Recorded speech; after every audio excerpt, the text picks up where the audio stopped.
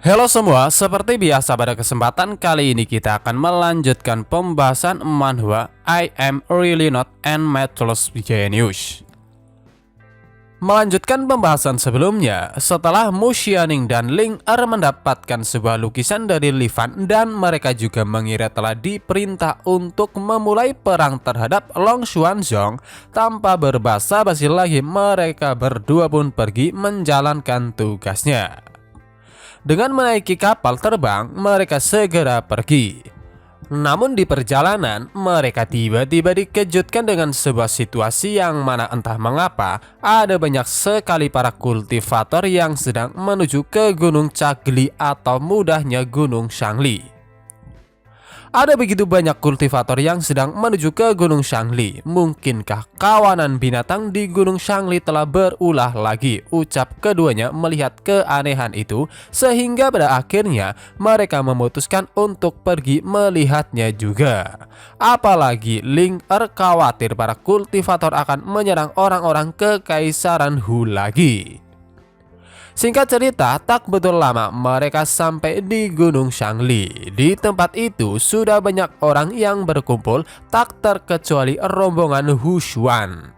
Usut punya usut, ternyata alasan utama mereka semua bisa ada di tempat ini karena ternyata menurut rumor Supreme dari Kekaisaran Hu jatuh ke Gunung Shangli, dan keanehan yang terjadi baru-baru ini merupakan tanda-tanda bahwa harta karun tertinggi akan segera muncul, sehingga semua orang berbondong-bondong berkumpul di Gunung Shangli. Melihat yang datang merupakan orang-orang penting, di antaranya perwakilan Long Xuanzong, Xianying Pavilion, bahkan sampai keluarga kerajaan Feng, pastinya benar-benar membuat setiap orang yang melihat hanya bisa kagum. Tak butuh lama, yang telah dinanti-nanti akhirnya muncul, dan itu ternyata adalah sebuah peti mati yang terjerat oleh banyak rantai dan diselimuti oleh kobaran api. Melihat itu, semua orang hanya bisa menebak-nebak apakah mungkin peti mati yang muncul merupakan peti mati dari Sang Supreme Kekaisaran Hu, sehingga dapat dipastikan di dalam peti mati tersimpan harta karun yang sedang mereka cari.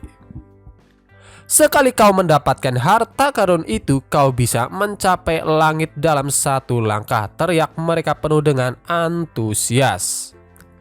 Menggunakan kekuatan matanya yang telah meningkat, Ling Er bisa tahu bahwa peti mati tersebut bukanlah sekedar harta karun yang dinanti-nantikan semua orang.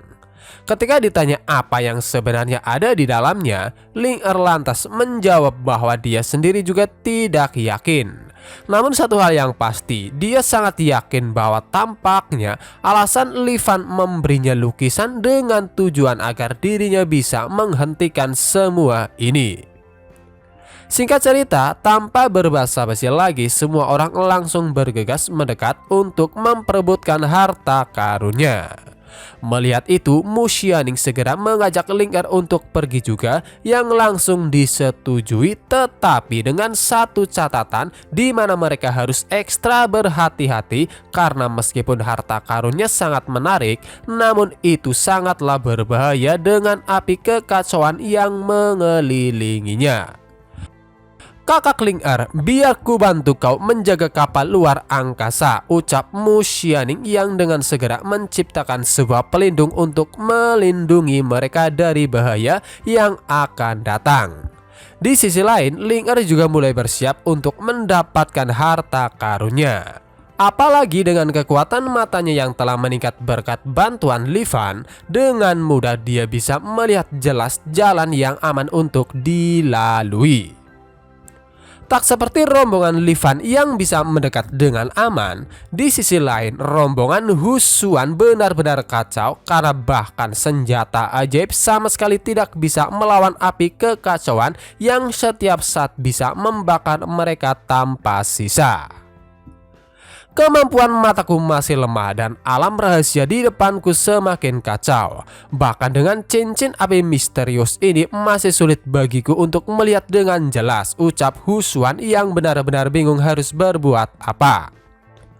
mencoba meraih salah satu gembok yang dikira itu pintu masuknya. Pada akhirnya Hu Xuan lah yang terbakar oleh api kekacauan. Dan yang lebih parahnya lagi, sekutunya yaitu kelompok Long Xuanzong sama sekali tidak memperdulikannya. "Kalian sungguh begitu kejam," ucap Hu Xuan saat dia mulai terjatuh dari kapal dengan tubuh yang diselimuti oleh kobaran api. Melihat itu, sebagai seorang adik, Ling Er hendak menolongnya. Namun dia langsung dihentikan oleh Mu Xianing karena itu sangatlah berbahaya. Dan pada akhirnya yang tersisa dari Hu Xuan hanyalah cincin api atau cincin Xuan Hu yang langsung kembali ke pemilik aslinya yaitu Ling Er. Begitu menerima kembali cincinnya, Ling Er malah beranggapan bahwa semua itu sudah dalam perhitungan Li Fan, apalagi cincinnya sendiri sekarang telah ditempa oleh kekuatan spiritual tingkat tinggi Hu Xuan yang membuatnya lebih cocok untuknya. "Karena ini merupakan rencana senior Li, biarkan aku mencobanya," ucap Ling Er yang mulai menyiapkan dirinya untuk menerobos alam rahasia untuk bisa mendapatkan harta karunnya. Perlu diingat, alam rahasia sendiri bisa diartikan sebagai pelindung yang melindungi peti mati yang tak lain adalah api kekacauan yang akan membakar setiap orang yang mendekat. Sementara itu, di sisi lain, khususnya dari pihak Long Xuanzong, mereka terus berusaha untuk menembus alam rahasia. Akan tetapi sama sekali mereka tidak bisa menembusnya, yang mana hal itu pastinya membuat semua orang terkejut. Di saat kebingungan mereka itulah Ling Er akhirnya bisa menembusnya. Namun sayangnya tanpa rasa malu sedikit pun, Long Ziyin dan kelompoknya langsung menghadang. "Kalian tidak boleh mendekati peti mati. Aku akan memberi kalian dua pilihan, mati atau pergi.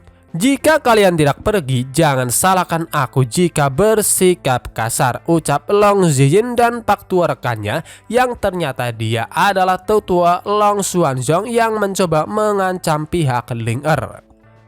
Ling Er yang pastinya tidak terima mencoba menolak. Bahkan Yu Shui dan yang lainnya juga tidak begitu saja setuju karena metode yang digunakan oleh Long Ziyin benar-benar metode yang sangat kejam.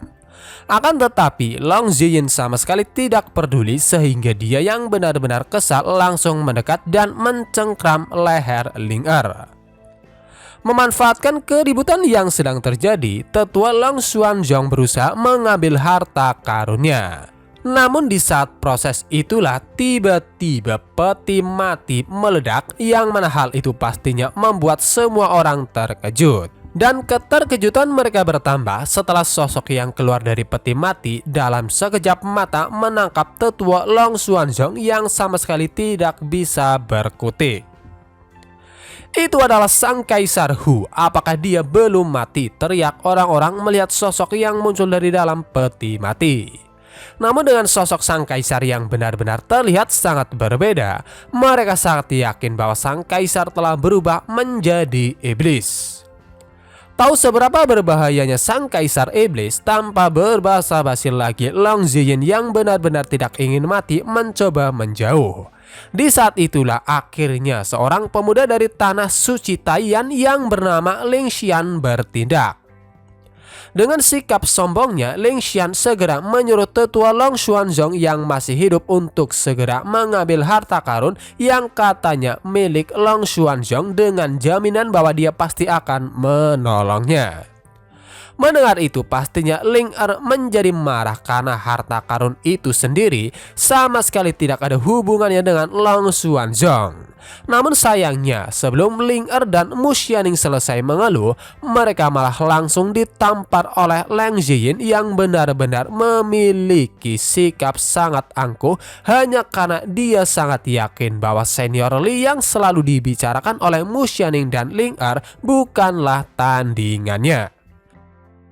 Dengan segera, Ling Xian mengeluarkan sebuah talisman yang akan dia gunakan untuk melawan sang Kaisar Iblis.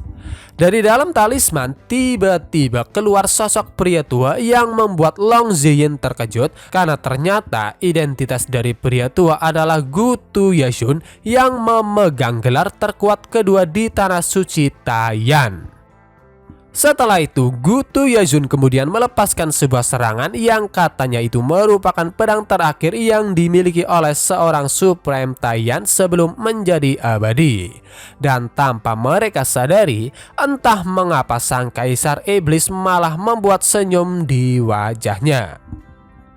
Kau tak perlu khawatir nak, pedang semu sudah cukup untuk menghabisi Raja Iblis baru, ucap Gu Tuyasun di saat kedua serangan berbentrokan. Namun sayangnya sikap sombong Gu Tuyasun tak bertahan lama karena di detik berikutnya tiba-tiba dia langsung dibakar habis oleh Kaisar Iblis yang ternyata kekuatannya jauh lebih tinggi dibandingkan dengannya. Dan pastinya sebagai pemanggil, Ling Xian juga menerima dampak yang sama, yang mana hal itu pastinya benar-benar membuat semua orang terkejut karena bahkan sesepuh dari tanah suci Taiyan sama sekali tidak bisa berbuat apa-apa di hadapan Kaisar Iblis.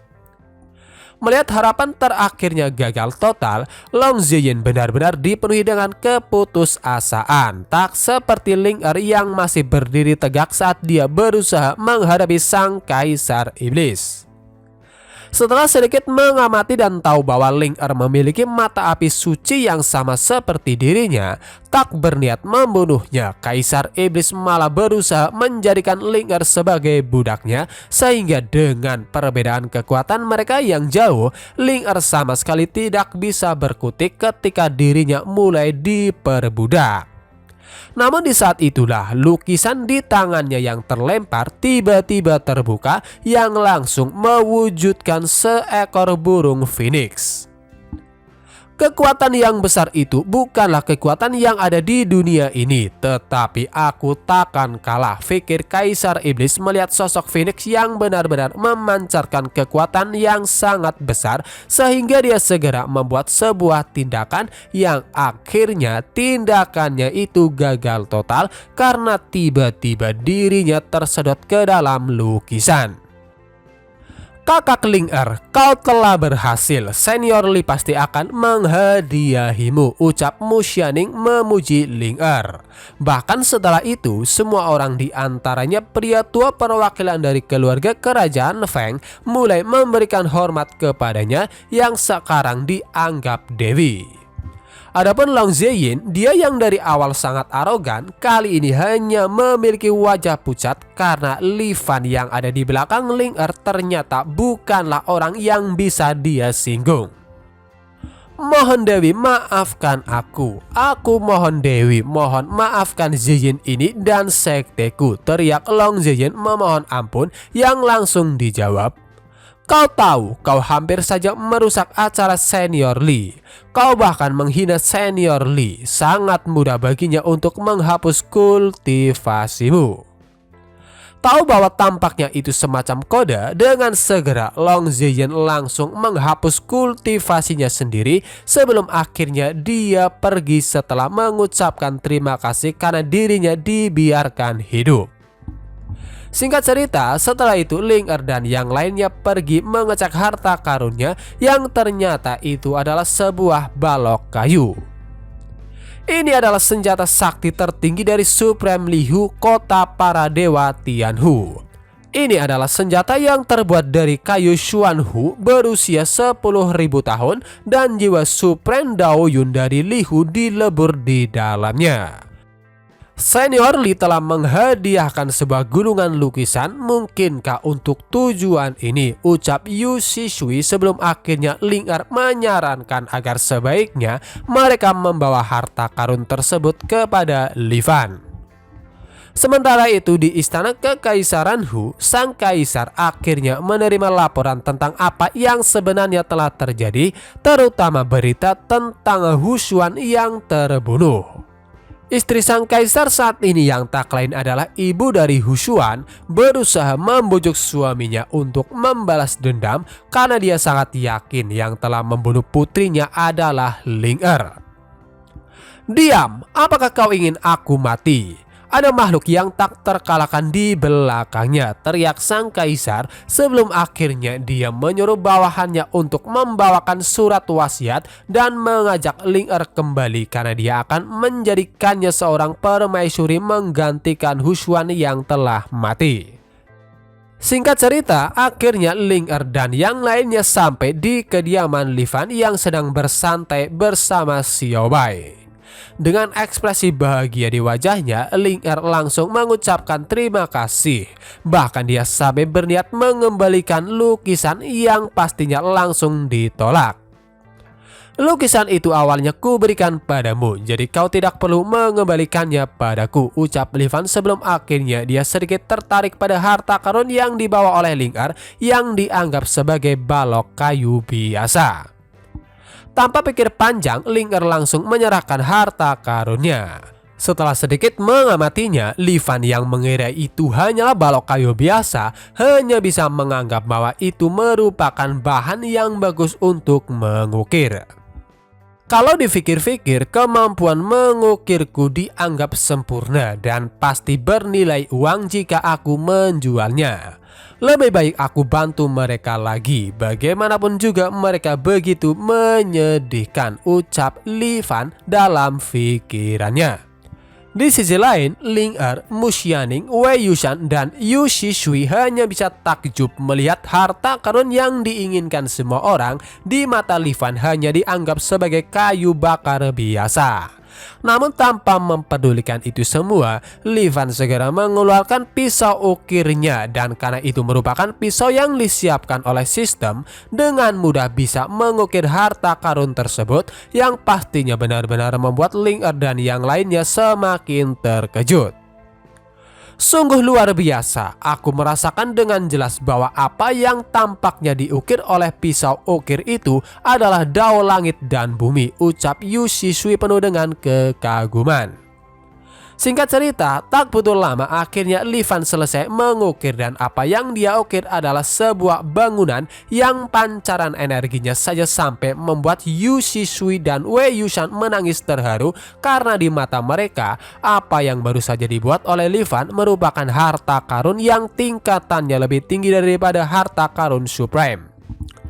Ayo ambillah, ucap Li Fan menyerahkan hasil karyanya yang langsung membuat Ling-Er tercengang di tempat karena apa yang diberikan padanya merupakan harta karun yang benar-benar tak terkalahkan dan bisa menjadi kekuatan tingkat tertinggi karena secara umum benda seperti itu seharusnya hanya ada di langit atau mudahnya di alam atas. Meskipun awalnya sedikit bingung harus bereaksi seperti apa, pada akhirnya Ling-Er menerimanya dan ternyata kejutan Li Fan tidak hanya berhenti di situ karena ternyata dia telah membuat 2 jepitan rambut dari sisa-sisa kayu sebelumnya yang langsung diberikan kepada Ling-Er dan Mu Xianing. Senior sangatlah baik dan berbudi luhur. Kami benar-benar tidak tahu harus bagaimana membalasnya, ucap Yu Shishui. Mengatakan bahwa itu hanyalah sebuah hadiah. Terkait dengan rasa terima kasih yang Yu Shishui katakan sebelumnya, Li Fan hanya meminta beberapa informasi menarik tentang dunia luar kultivasi abadi dengan alasan bahwa dia yang tidak pernah meninggalkan desa ingin mengetahui situasi di luar. Pastinya permintaan sederhana Li Fan malah diartikan dengan maksud lain yang mana mereka sangat percaya bahwa itu merupakan sebuah misi di mana Li Fan meminta mereka untuk menjadi seorang informan. Dengan pemikiran seperti itu, akhirnya mereka pun berpamitan karena mereka juga ingin secepatnya menjalankan tugas yang diberikan, berbeda dengan Li Fan yang hanya bisa bingung karena mereka bersikap sangat sopan padahal dia hanya ingin mendengarkan sedikit cerita. Baiklah, kalian bisa pergi. Aku juga harus pergi ke gunung untuk melukis, ucap Li Fan.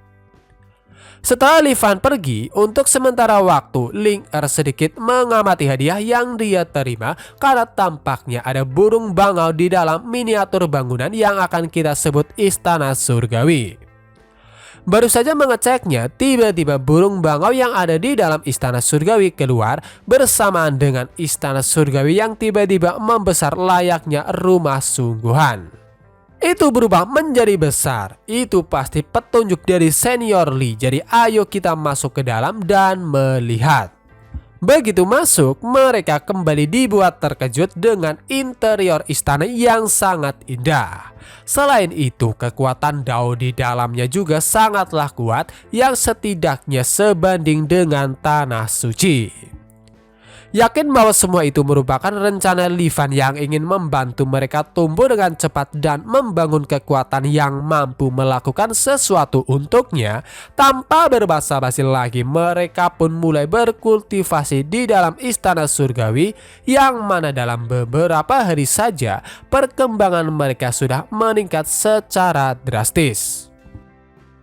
Ketika mereka sedang berlatih, akhirnya pengawal Kaisar Hu yang tak lain adalah Komandan Baju Besi Emas tiba di tempat Ling Er, yang pastinya tujuannya hanya untuk melaksanakan perintah sang Kaisar untuk membawa Ling Er kembali. Putri ketiga cepatlah keluar untuk menerima dekret. Atas perintah Kaisar Hu, putri ketiga dipanggil untuk segera kembali ke ibu kota kekaisaran, dan Kaisar Hu akan menobatkanmu sebagai pewaris tahta, teriak sang komandan dengan sikap angkuhnya, seolah-olah dia sedang memaksa Ling Er.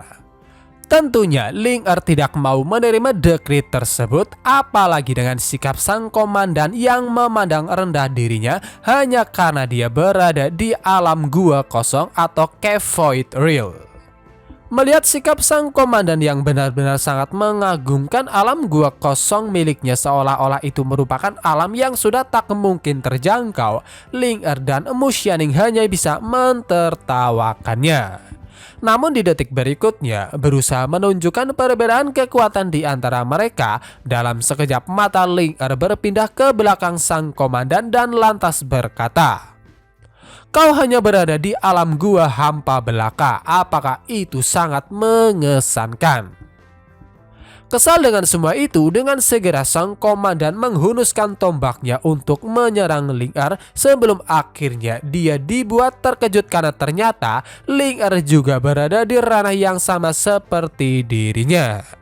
Namun satu hal yang pasti, kemungkinan besar Ling Er saat ini sebenarnya jauh lebih kuat daripada sang komandan, karena dengan mudahnya dia bisa mengalahkannya.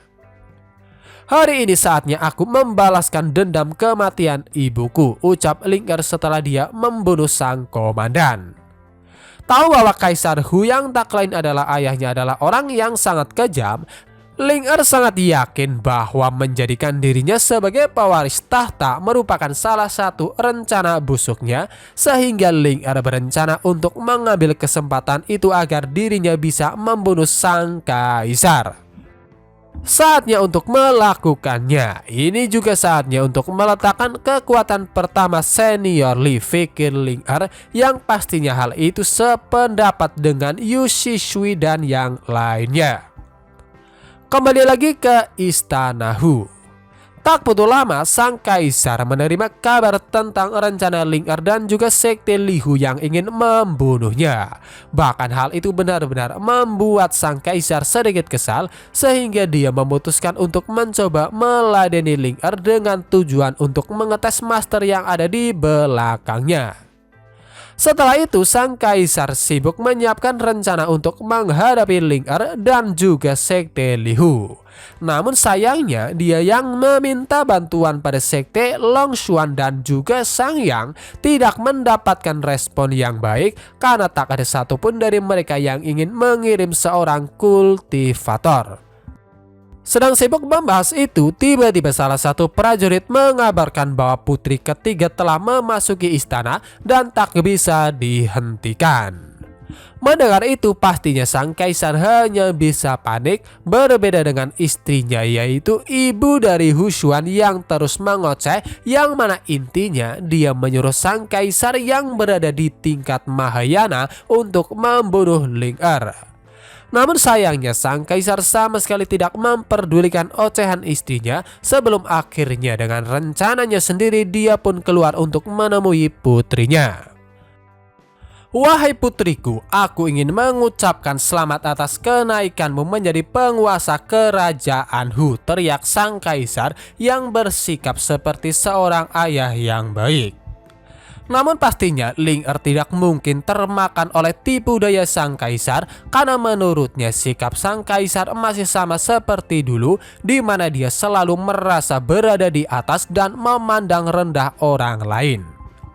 Tak menyerah begitu saja, dengan santainya dia terus melancarkan tipu dayanya untuk menghasut Ling Er, bahkan sampai membawa-bawa nama mendiang ibunya.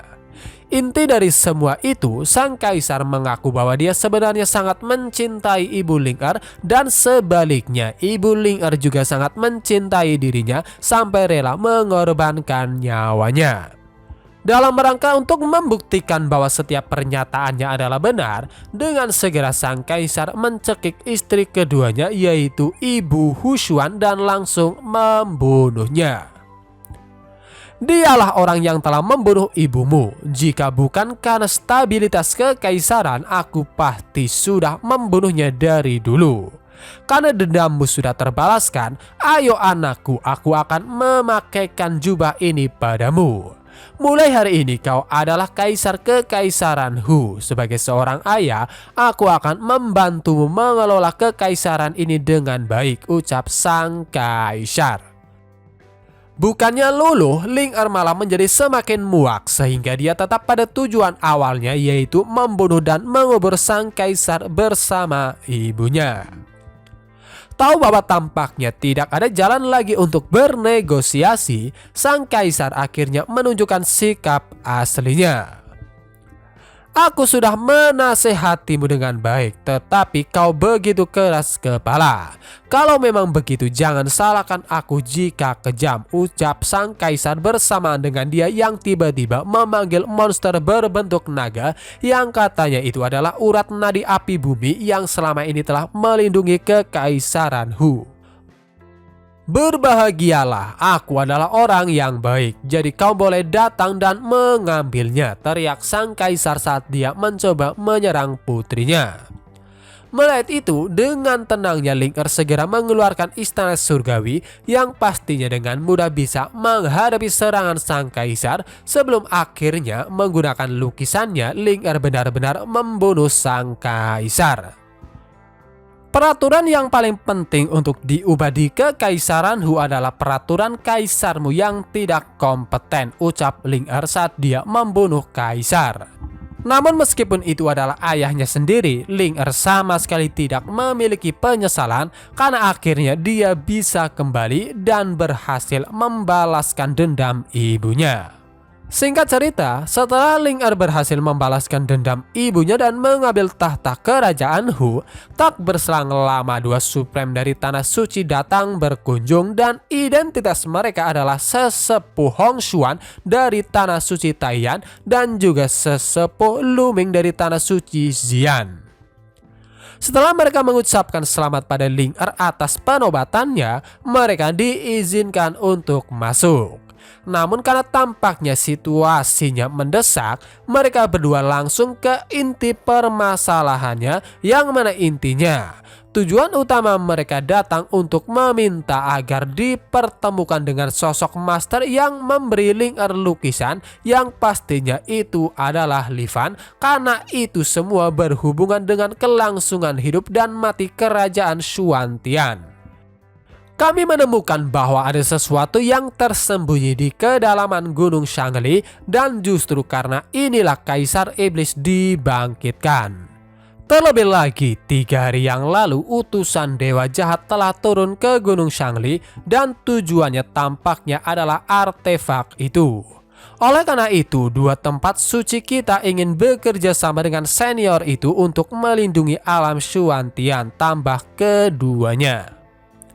Mendengar semua itu, untuk sementara waktu Ling Er mulai merenung karena dia mengira bahwa ternyata rencana Li Fan bukan hanya sekedar menundukkan iblis, sehingga dengan itu juga dia menjadi semakin kagum terhadap sosok Li Fan. Permainan catur senior Li terlalu tinggi dan terlalu besar. Kita adalah semut kecil yang hanya bisa melihat sebagian saja, pikir Ling Er. Pada akhirnya, yakin bahwa kedatangan Lu Ming dan Hong Xuan merupakan takdir yang diatur oleh Li Fan, dengan sukarela Ling Er mau membawa mereka menemui Li Fan, yang mana hal itu pastinya membuat keduanya sangat senang. 2 hari kemudian, di dekat pegunungan Shangli dapat terlihat ada sebuah kapal yang membawa 2 orang wanita cantik bernama Nanfeng dan Ziling. Kakak Nanfeng, aku dengar iblis yang muncul di sini terdesak sampai mati oleh sebuah lukisan. Aku benar-benar tidak tahu orang macam apa yang bisa melukis seperti itu, ucap Ziling yang memiliki rambut pirang. Sedang membicarakan itu, tiba-tiba mereka bisa merasakan ledakan aura yang sangat menakutkan dari arah gunung, yang pastinya benar-benar membuat mereka terkejut. Namun satu hal yang pasti, Ziling sangat yakin bahwa itu merupakan sajak Tao yang berasal dari pena suci. Setelah itu, Ziling berusaha membujuk Nanfeng untuk mendekat dan melihatnya karena dia yang seorang pelukis benar-benar sangat penasaran. Kakak, hanya dengan mendekat, metode rahasia melukis di dalam tubuhku akan bekerja secara otomatis karena ini adalah panggilan Dao. Kalau saja aku bisa naik ke atas dan melihatnya, hanya dengan sekali melihat aku akan mati tanpa penyesalan, tambah Ziling sebelum akhirnya mereka benar-benar pergi. Seperti yang telah kalian duga, ledakan kekuatan sebelumnya berasal dari Li Fan yang tengah menjalankan tugas dari sistem, yaitu tugas melukis. Dari balik semak-semak, Nanfeng dan Ziling mulai mengamati Li Fan yang sedang melukis, yang pastinya dengan ekspresi penuh kekaguman karena bagi mereka setiap goresan yang dilakukan oleh Li Fan adalah pembawaan Dao Agung dari langit dan bumi. Sosok apa yang melukis itu? Bahkan jika kita melihat lukisan yang ditinggalkan oleh sekte-sekte ketika leluhur-leluhur melukis, mereka sama sekali tidak mengejutkan seperti ini, pikir keduanya. Karena lukisan akhirnya selesai, Li Fan lantas membuat tanda tangan yang ternyata juga diikuti oleh Xiao Bai, yang mana hal itu malah membuat Li Fan sangat senang karena sebagai seekor kucing, Xiao Bai sangatlah pintar. Sadar bahwa ada 2 orang wanita cantik sedang mengawasi dirinya, Li Fan langsung memperbaiki sikapnya agar tidak terlihat bodoh di mata keduanya. Ditanya siapakah mereka, Nanfeng lantas memperkenalkan dirinya dan juga adiknya Ziling. Kami sedang melewati tempat ini dan tertarik dengan lukisan senior, jadi kami tidak bisa menahan diri untuk tidak melihatnya, tambah Nanfeng. Di sisi lain, bisa melihat Ziling membawa papan lukisan di punggungnya, Li Fan hanya bisa menebak bahwa tampaknya kedua gadis tersebut merupakan mahasiswa seni yang keluar untuk membuat beberapa lukisan. Jadi mereka terkesan dengan kemampuan melukisku yang luar biasa. Jadi apakah mungkin aku sudah pantas disebut sebagai senior, pikir Li Fan. Tak bisa menahannya lagi, Ziling segera bertanya apakah dia boleh melihat lukisannya dari dekat. Melihat tindakan tidak sopan adiknya, Nanfeng segera meminta maaf. Apalagi dia sangat yakin orang kuat seperti Li Fan tidak mungkin membiarkan orang lain melihat hasil lukisannya yang bisa dikatakan harta karun terhebat karena mengandung kekuatan Dao. Akan tetapi, Li Fan langsung menunjukkan hasil lukisannya yang pastinya hal itu benar-benar membuat Nanfeng terkejut. Dan keterkejutan Nanfeng semakin bertambah karena setelah dia melihat lukisannya, tiba-tiba tingkat kultivasinya yang awalnya hanya berada di level 5 Yuan Ying dengan kecepatan gila meningkat sampai ke level 9 Yuan Ying. Menyadari akan hal itu, untuk sementara waktu Nanfeng sedikit tersesat di kepalanya memikirkan kejadian yang baru saja terjadi. Adapun alasan Li Fan dengan sukarela memperlihatkan lukisannya karena dia berpikir itu merupakan kesempatan baik untuk mendapatkan 2 penggemar sekaligus yang mungkin di masa depan dapat membantu dirinya menjual lukisan-lukisan miliknya. Berhubung hari mulai gelap, mengatakan bahwa pertemuan mereka adalah sebuah takdir, Li Fan mengajak keduanya untuk kembali ke desa bersama dirinya. tak menyangka diajak seperti itu, dengan ekspresi bahagia, keduanya langsung menerimanya. Di saat yang bersamaan juga, ketika Livan sedang kembali dari gunung, ternyata desa sedang diintai oleh dua iblis utusan dari dewa jahat. Sebagai utusan dari dewa jahat, kita harus menyingkirkan semua rintangan. Tempat ini terasa seperti tempat terlarang, jadi ayo kita pergi dan hancurkan tempat ini dengan cepat, ucap mereka berdua yang langsung menuju ke desa. Namun sayangnya, baru saja mendarat, mereka bisa merasakan tekanan kekuatan yang begitu kuat sampai-sampai membuat mereka langsung tertekan di tanah. Padahal kita sudah berada di ranah supreme, tidak bisakah kita masuk? Hanya 10 langkah lagi, tetapi tampaknya ini adalah batasan kita, ucap iblis kurus yang dengan susah payah mulai merangkak menuju ke rumah Livan. Tak ingin menyerah begitu saja, mereka berdua akhirnya mengeluarkan seluruh kemampuan sehingga secara perlahan tapi pasti mereka benar-benar bisa mendekat. Namun sayang seribu sayang, baru saja ingin memasuki halaman, dari dalam halaman salah satu ayam Livan yang identitasnya adalah seekor burung phoenix menjulurkan salah satu kakinya yang dalam sekejap mata memusnahkan mereka berdua dan hanya menyisakan tulang belulang saja. Sementara itu, Mu Xianing dan Ling Er yang sedang mengantar Lu Ming dan Hong Xuan secepat mungkin bergegas setelah Hong Xuan yang menggunakan cermin pencari sihir bisa mendeteksi ada dua utusan dewa jahat yang menuju ke desa tempat tinggal Livan. Namun dengan kecepatan mereka yang terbilang lambat, tanpa mengetahui bahwa kedua utusan telah mati, Hong Xuan hanya bisa berharap bahwa Senior Li akan bertahan sampai mereka tiba untuk membantu. Tak butuh lama, akhirnya mereka sampai di tempat yang ditunjukkan oleh cermin. Namun, daripada dua sosok utusan, yang mereka temui hanyalah tulang belulang yang berserakan di tanah. Melihat itu, dengan segera Lu Ming dan Hong Xuan mengeceknya yang pada akhirnya mereka benar-benar sangat yakin bahwa tulang tersebut berasal dari iblis yaksa yang hanya muncul dari jenderal iblis yaksa setelah dia mati. Mendengar itu, Mu Xianing dan Ling Er pastinya dipenuhi dengan keterkejutan karena ternyata tingkat kekuatan Livan jauh melampaui apa yang mereka perkirakan sampai-sampai utusan dari dewa jahat tidak bisa masuk. Tampaknya kekuatan senior ini tidak hanya melampaui ranah supreme. Sesama Taois, bisakah kalian memperkenalkan kami berdua pada senior secepatnya, ucap Lu Ming dan Hong Xuan yang benar-benar sudah sangat mengagumi Livan. Tiba-tiba ada seseorang yang memanggil Mu Xianing yang ternyata itu adalah Livan yang baru saja kembali. Melihat itu, Mu Xianing dan Ling Er pastinya langsung memberikan salam hormat.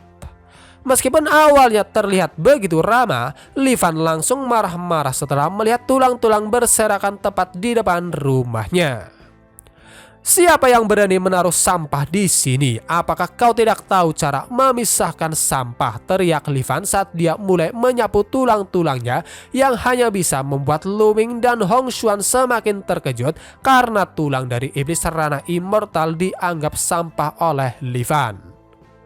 Dengan segera, Lu Ming dan Hong Xuan mulai memperkenalkan diri yang membuat Livan sedikit bingung karena dia baru menyadari mereka. Ditanya apa yang mereka lakukan di tempat ini, Lu Ming lantas menjelaskan bahwa alasan utama mereka datang setelah melihat peta dao matahari yang tak lain merupakan lukisan milik Ling Er yang diberikan oleh Livan.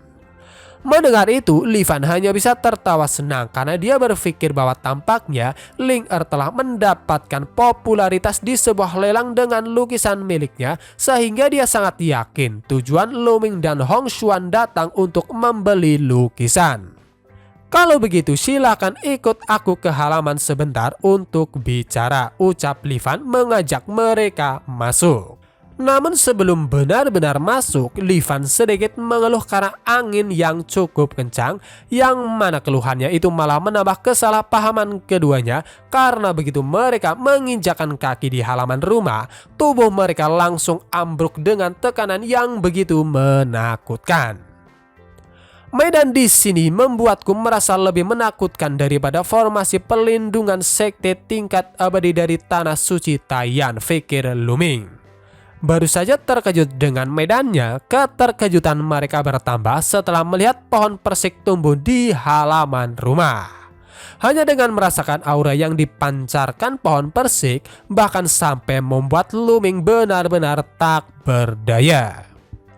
Singkat cerita, mengabaikan dua orang yang heboh sendiri, Li Fan segera masuk untuk mengambil teh yang membuat Mu Xianing dan Ling Er mulai berteriak kegirangan. Setelah menerima tehnya, Hong Xuan dan Luming hanya bisa bingung karena seharusnya orang sekuat Li Fan tidak melayani mereka seperti itu. Namun pada akhirnya mereka memutuskan untuk meminum tehnya setelah melihat Mu Xianing dan Ling Er meminum tehnya juga dengan ekspresi yang sangat bahagia. Tak jauh berbeda dengan Yu Shishui, begitu meminum tehnya mereka langsung diselimuti oleh kekuatan Tao yang begitu luar biasa yang dalam sekejap mata mampu mencerahkan mereka. Hahaha, 100 tahun penderitaan kita akhirnya selangkah lebih maju hari ini. Rasanya benar-benar sangat segar dan sangat terasa membingungkan, ucap keduanya yang hanya bisa membuat Nanfeng dan Ziling yang belum meminum tehnya kebingungan. Singkat cerita, setelah menerima rasa terima kasih dari Luming dan Hong Xuan, Li Fan segera mengeluarkan sebuah lukisan dengan tujuan akan menjualnya dengan harga yang bagus. Begitu dia membuka lukisannya, itu benar-benar membuat semua orang terkejut karena di mata mereka, lukisan yang dibuat oleh Li Fan merupakan harta karun tertinggi yang pernah mereka temui. Itu pemandangan penuh dari pegunungan Shangli. Sekilas seluruh pegunungan Shangli dilukis dengan hidup dan potensinya ditampilkan dengan segala kemungkinan. Lukisan ini sendiri benar-benar tak ternilai harganya, ucap Luming dan Hong Xuan yang benar-benar sangat terkejut. Namun satu hal yang pasti, mereka sangat yakin bahwa tampaknya Li Fan telah menebak kedatangan mereka sehingga telah menyiapkan lukisan tersebut. Apalagi secara umum belum pernah ada yang keluar hidup-hidup setelah memasuki pegunungan Shangli, sehingga sangat mustahil untuk bisa melukis keseluruhan gunung Shangli tanpa harus menelusurinya. Dengan lukisan ini pasti akan membantu kita menstabilkan krisis besar, ucap Luming yang membuat Li Fan semakin senang. Apa krisis besar? Mungkinkah keduanya membuka toko lukisan dan kaligrafi? Tampaknya bisnis pihak lain dalam bahaya. Itu sebabnya mereka membutuhkan harta karun yang nyata untuk membantu, pikir Li Fan sebelum akhirnya dia memberikan lukisan tersebut yang membuat keduanya sangat-sangat kegirangan. Namun karena itu termasuk jual beli, dengan segera Li Fan menjulurkan tangannya untuk meminta bayaran. Konyolnya hal itu malah dianggap sebagai sebuah syarat karena tampaknya Li Fan tidak ingin terlibat dalam karma, karena itulah dia membutuhkan uang sehingga sebab dan akibat dapat terselesaikan. Karena mereka berdua saat ini tidak membawa uang, pada akhirnya mereka memberikan batu roh sebagai pembayarannya. Apalagi mereka sendiri berpikir bahwa yang perlu ditunjukkan pada Li Fan adalah ketulusan. Senior Li, hanya ini yang aku punya, jadi mohon terimalah, ucap Luming yang juga diikuti Hong Xuan, dan dengan senang hati Li Fan menerimanya. Dan meskipun dia sendiri tidak tahu apakah itu adalah uang perak atau emas, tetapi dia hanya bisa menganggap keduanya benar-benar sangat murah hati. Terima kasih sudah datang, dan jika kalian membutuhkan sesuatu di masa depan, kalian bisa datang padaku, ucap Li Fan yang membuat mereka senang karena masih diperbolehkan datang. Singkat cerita, karena urusan mereka telah selesai, setelah berpamitan, Luming dan Hong Xuan akhirnya pergi. Senior Lee benar-benar menakutkan. Punggungku sudah basah kuyup oleh keringat, ucap Hong Xuan yang disetujui oleh Lu Ming karena mereka sangat yakin bahwa Li Fan benar-benar seorang immortal sampai-sampai pohon persik tumbuh di halaman rumahnya. Oke semua, mungkin cukup sampai di sini dulu video pembahasan kali ini. Terima kasih buat kalian yang sudah menonton dan sampai jumpa lagi di video berikutnya.